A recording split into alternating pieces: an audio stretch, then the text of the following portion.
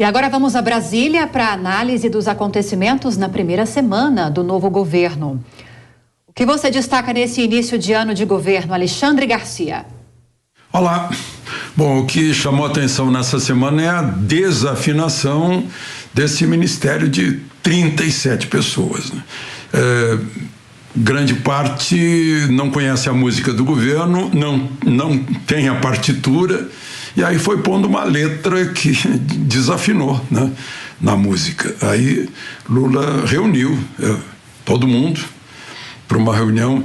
Se cada ministro fizesse uma exposição de como vê a sua missão, assim, por 10 minutos, e Lula fizesse uns 5 minutos de catequese do ministro, mostrando quais são as pretensões naquela área, a reunião deveria durar mais de 9 horas, mas durou só uma terça parte disso, durou um pouquinho mais de 3 horas, né?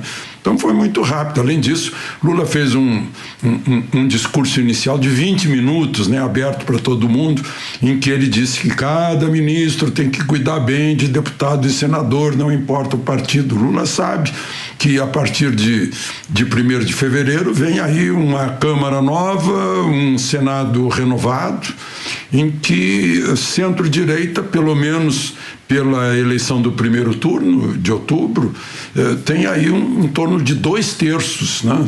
Teoricamente, uma oposição de 2/3 da Câmara e do Senado. Então, ele está muito preocupado com isso.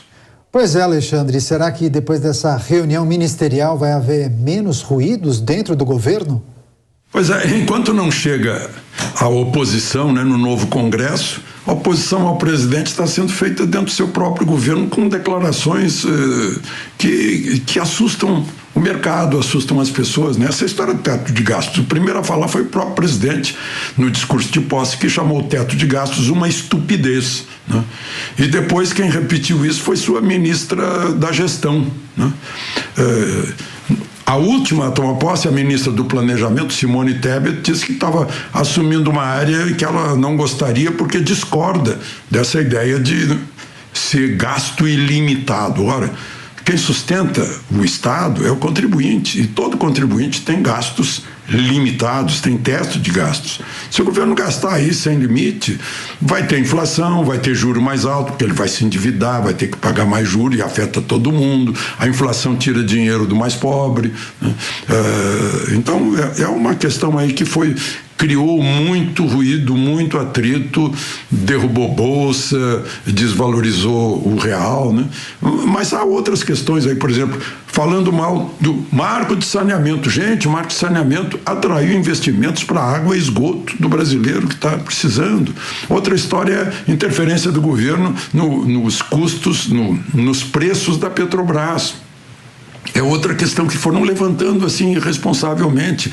O outro disse que tem que mudar as leis trabalhistas, né? Depois da reforma trabalhista. O ministro da Previdência chegou a falar em anti-reforma da Previdência, dizer que a Previdência não tem déficit, aliás, repetindo o que o presidente havia dito, que a Previdência não tem déficit. Outra expectativa é sobre a lei das estatais, que está moralizando a politização de estatais. A gente viu o que foi Banco do Brasil, o que foi Caixa Econômica, o que foi Petrobras, né, que a Lava Jato apurou. Aliás, o presidente Lula, no seu discurso, disse que o último governo desmontou as estatais. Não, ao contrário, né, as estatais deram lucro, né, Correios, Petrobras, né, e além de dar lucro, muito lucro, não tiveram corrupção, né? Pelo menos ninguém apurou nada até agora. Então, são questões aí que a semana passou assim, foi tanta coisa que a gente tem que começar a separar para poder analisar. E nesta semana o governo se aproximou dos contrários ou se distanciou, Alexandre?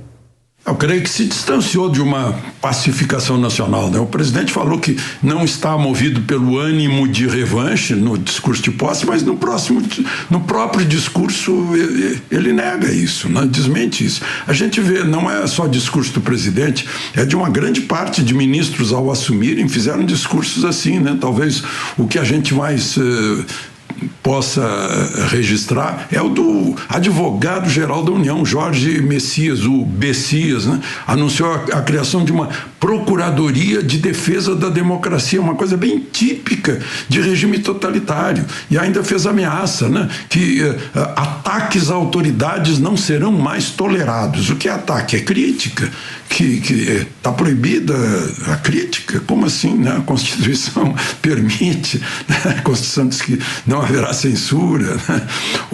O próprio presidente falou em demolição do Estado brasileiro. A gente está vendo exatamente o contrário, né? Um superávit primário como nunca, né? Investimentos privados aí de mais de 60 bilhões já contratados, reservas exteriores de 320 bilhões, superávit recordista na balança comercial, né? A gente vê aí resultados do PIB e da inflação que são melhores que os resultados dos Estados Unidos, né?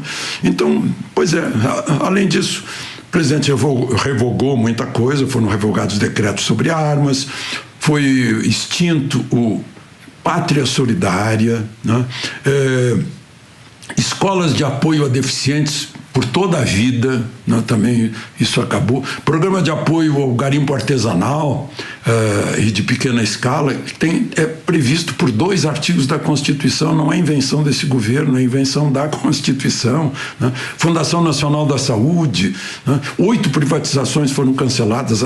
4 anos vai ter 0 privatização, né? É isso que está acontecendo. E ainda dependendo do Congresso, porque isso vai depender do Congresso, transferir o registro de armas de caçadores, atiradores e colecionadores do Exército para a Polícia Federal, o que significa um maior controle político, e mais ainda o COAF, aquele controle de movimentação de dinheiro para fiscalizar a lavagem de dinheiro, por exemplo, que está no Banco Central sem nenhum problema, no Banco Central independente, autônomo. Agora querem passar para o Ministério da Fazenda, que é político, entrega para o Ministério da Fazenda. Os próprios políticos que vão votar nisso devem pensar que eles podem ficar sujeitos à chantagem política, né?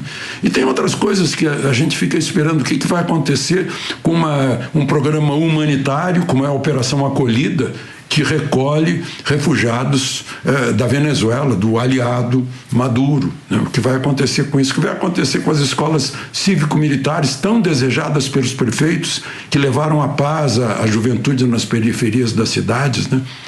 Tudo isso pode fazer parte aí de uma revanche ou não, talvez um aperfeiçoamento.